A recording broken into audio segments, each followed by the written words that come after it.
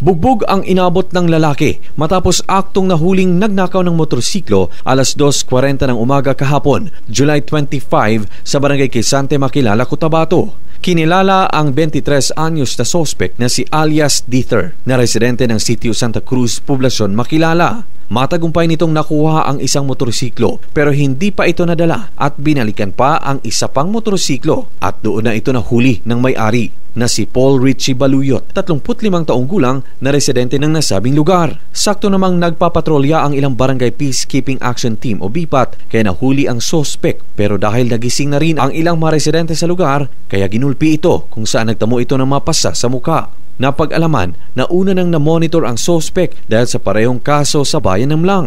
Personally, suspect ko na kami sa karnapin kung na-recover na ito ang motorcycle dito sa Mlang. Dari na turnover sa Makilala MPS, siya po na suspect ito. Pinayuhan ni Makilala PNP spokesperson Police Chief Master Sergeant Richie Hesulga ang mga residente patungkol sa citizen's arrest na siguraduhin muna ang kaligtasan bago pa man hulihin ang salarin dahil posibleng may dala itong patalim o baril. Hindi natin magtigilan yung mga tao na yung galit nila, lalo na yung may-ari, nanakawan ka. Siguraduhin po natin, pag mag-aresto tayo ng tao, siguraduhin po natin yung una yung security natin. Tingnan po natin kung may mga dala silang baril, huwag tayong basta-basta sumubo.